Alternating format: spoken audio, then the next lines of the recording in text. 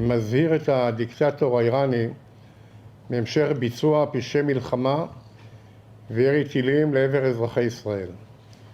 כדאי שיזכור מה עלה בגורלו של הדיקטטור במדינה השכנה לאיראן שהלך בדרך הזאת נגד מדינת ישראל. אנחנו נמשיך גם היום לפעול נגד יעדי משטר ויעדים צבאיים בטהרן, כפי שעשינו אתמול מול רשות שידורי התעמולה וההסתה. אני קורא לתושבי טהרן להתפנות מאותם מקומות בהתאם להנחיות דובר צה"ל בפרסית לשם הגנתם. תושבי טהרן, אל תסכנו את עצמכם ואל תהיו בני ערובה בידי הדיקטטור שמשתמש בכם לצורך הישרדותו. Thank you very much. The U.S. struck 3 key nuclear sites in Iran, President Donald Trump said on Saturday. He warned that Tehran would face more attacks if it didn't agree to peace. Our objective was the destruction of Iran's nuclear enrichment capacity and a stop to the nuclear threat posed by the world's #1 state sponsor of terror. Tonight, I can report to the world that the strikes were a spectacular military success. Iran's key nuclear enrichment facilities have been completely and totally obliterated.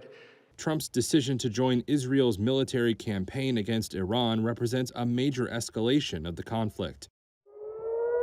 It comes after more than a week of aerial combat between the two, with death and injuries in both countries. There will be either peace or there will be tragedy for Iran far greater than we have witnessed over the last 8 days. Remember, there are many targets left. Tonight's was the most difficult of them all, by far, and perhaps the most lethal.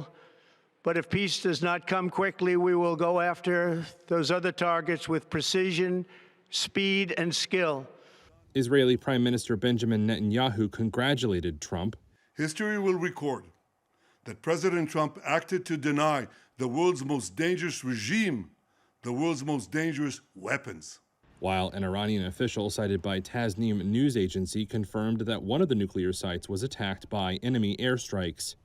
Israel launched attacks on Iran earlier this month, saying it wanted to remove any chance of Tehran developing nuclear weapons.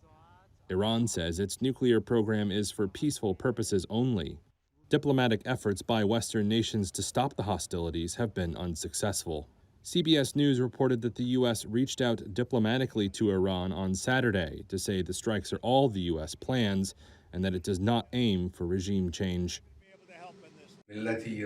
Iran's Supreme Leader, Ayatollah Ali Khamenei, rejected US President Donald Trump's demand for unconditional surrender. It came as thousands fled intensified Israeli airstrikes in the Iranian capital, Tehran, prompting Turkey to tighten security at the border it shares with Iran. In a recorded television speech, Khamenei said Americans, quote, should know that any US military intervention will undoubtedly be accompanied by irreparable damage. Iran's got a lot of trouble. Trump has veered from proposing a swift diplomatic end to the war to suggesting the United States might join it. In social media posts on Tuesday, he mused about killing Khamenei and demanded Iran's unconditional surrender. Iran has been exploring options for leverage, including veiled threats to restrict access to the Gulf through the Strait of Hormuz, the world's most important shipping artery for oil.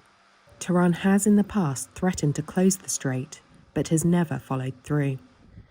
While inside Iran, the biggest attacks since the war with Iraq in the 1980s have wiped out an echelon of senior leadership. Authorities have allowed fewer images of destruction to circulate than in the early days of the bombing, and a ban on filming by the public has been imposed. In Israel, sirens rang out warning people of Iranian retaliatory missile strikes. At Ramat Gan city train station east of Tel Aviv, people were lying on city-supplied mattresses lined along the floor.